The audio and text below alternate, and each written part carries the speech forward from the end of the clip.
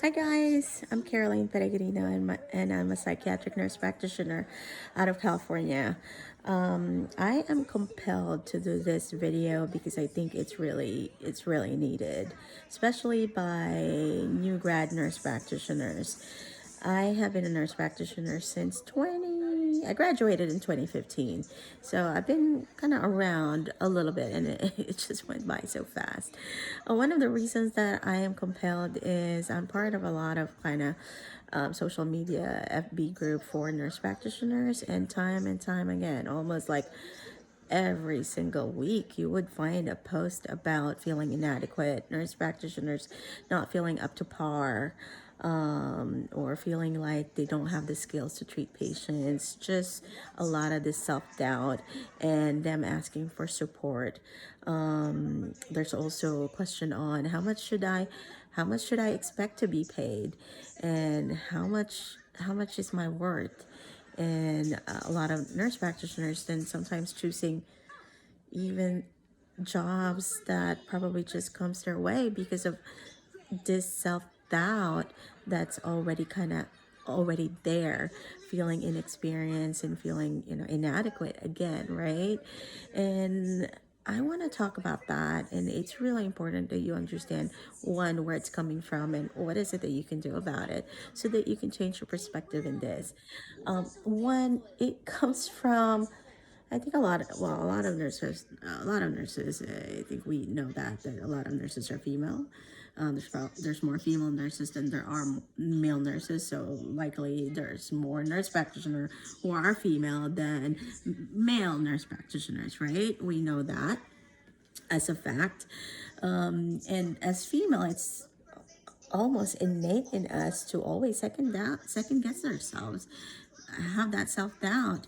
I don't know if you know Mel Robbins, but she's like an inspirational speaker, and she says that female has a tendency to internalize things and personalize things.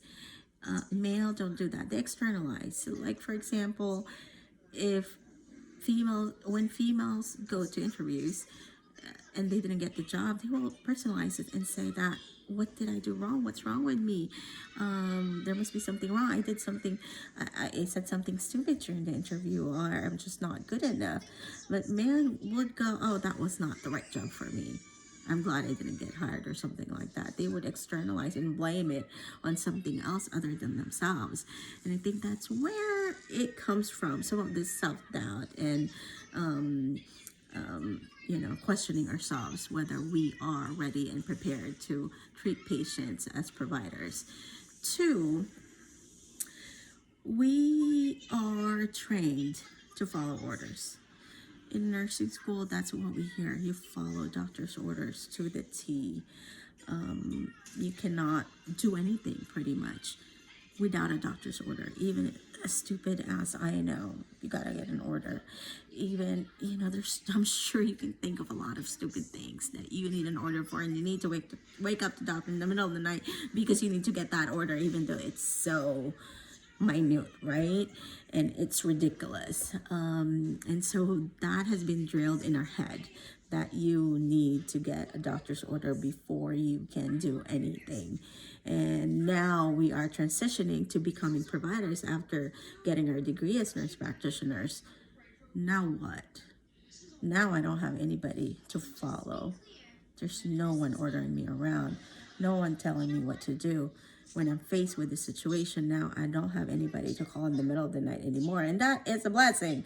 I don't want to call anybody anymore. It's actually good that you have that power to make that decision. But for nurses, sure, it's a culture shock. It's completely different type of different. It's different. It's not something we're used to, and that is definitely challenging, in a lot of ways.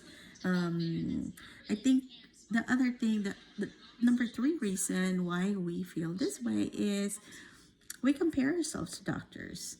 Probably because of society, and society thinks that doctors are superior, and nurse practitioners think about it, and probably that is understandable too, because doctors have been around for centuries.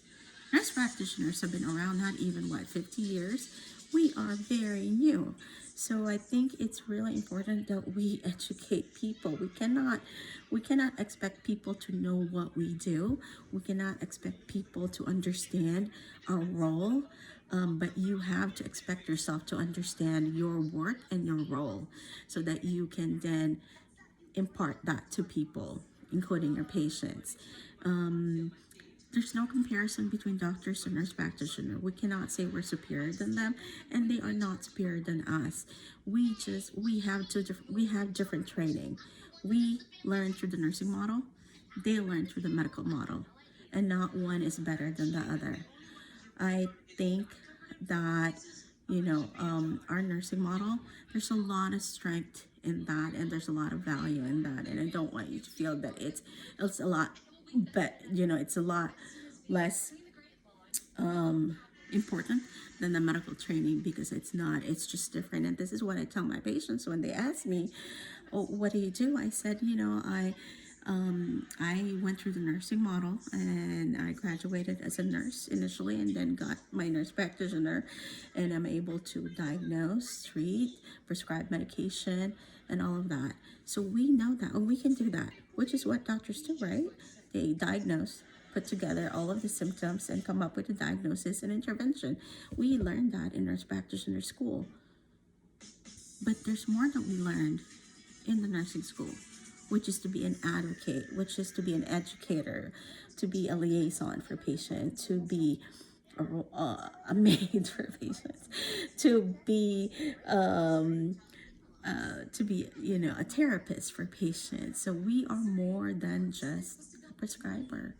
We are more than just providing and choosing treatment and diagnosis.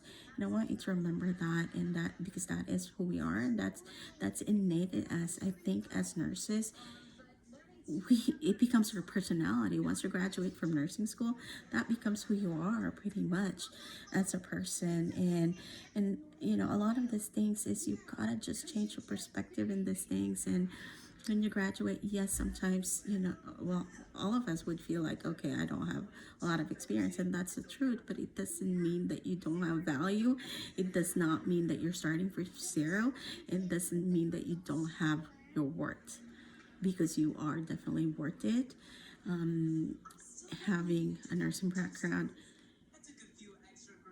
that's amazing already, because if you were able to get through that, that's already hard enough, right? As you know, every single nursing school, we put our blood and our sweat in that, and being able to do that, you persevered, you answered the best and the correct most answer in your board exam, right? It's I want you to look at that as a strength rather than an inadequacy, because it is really huge. It's not. Remember to that we can do what doctors do, right? As nurse practitioners, but can doctors do what nurses do? Just think about that for a second, because that's not possible, right? So I just want you to think of it that way. You are worth it. You come out of as a nurse practitioner with a lot of experience, with a lot of knowledge, and do not allow others to tell you otherwise, especially to devalue your worth. Your worth is not based on whether you have an MD or an NP degree. Your worth is based on you as a person, your experience, and what you're going to be bringing to the table, which includes being an advocate and being someone who has good bedside manner. So just want to, put it out there, please. Maybe later on I can create some more videos about this and talk about this, so that we can specify exactly some tools that you can take with you to eliminate this imposter syndrome. Okay, so just want to put it out there. Thanks, guys. Bye.